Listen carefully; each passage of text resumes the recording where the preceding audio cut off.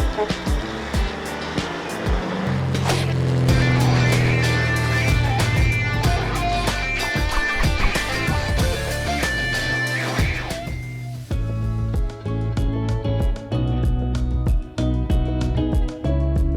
are at a world-class, brand new facility for Cherne. If you're not familiar with Cherne, they make test plugs, test balls, test equipment for piping systems. And I've been using their products for literally my whole entire plumbing career. One of the coolest things I think is how they test their products. We're going to see that later on. But first we're going to talk with Catherine Leighton. Catherine, you're from Odie. Yep. Odie absolutely. owns Cherne, but not since forever, right? Correct. Yeah, actually, Odie acquired Cherne in 1990. Okay, so prior to 1990, there's a pretty cool story there on how Cherne started. Right? Yeah, absolutely. Started in 1953. Lloyd Cherne was the founder of the company, and he actually would bake all of the test balls in his wife's oven. And then he would carry around and sell right out of his briefcase. So It's really crazy. cool. If you're familiar with a test ball, you know it's made out of rubber, and the process of how they're built now is kind of the same way, only not in Lloyd's kitchen, right? You got it, yeah. So next step we can see is, kind of the start and finish of a product that most of our friends watching this are going to be very familiar with. It's your small kind of test ball, like 70+% of your business. Yeah, it's about 70% Yeah. of our business, and we've been making them probably the same way for the last 50 years.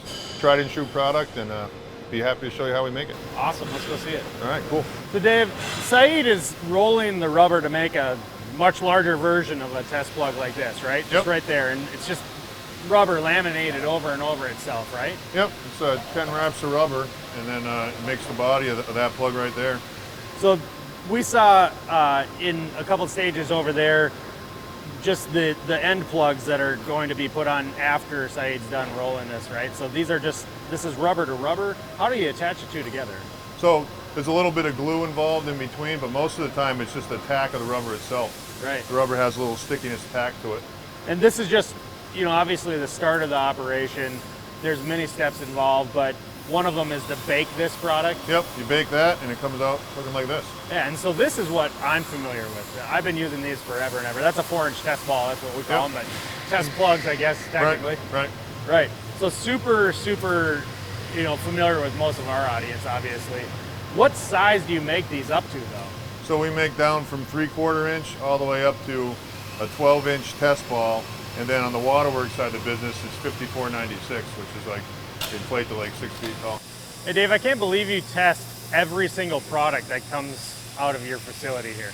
Yeah, I mean we blow up everything with air from our smallest plug up to the biggest one that we make. So that's crazy. So I think this is like a 6-inch or maybe larger plug right here. Every one of these is going to hold air for a certain amount of time, be deflated, packaged right away. Yep, right away. So they'll pass the test to a certain standard, and once they pass the test, then we'll add on the hardware.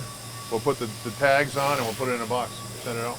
Yeah, and so that's what we're used to seeing is the end product. I guess I didn't have any idea that product I held in my hand that I bought from my supply house was already proven to work. Yep, I mean that's a critical piece of our business. Kind of what sets us apart is we test 100% of our product, make sure it's going to work for the contractor, because as we said earlier, it only has one job to do.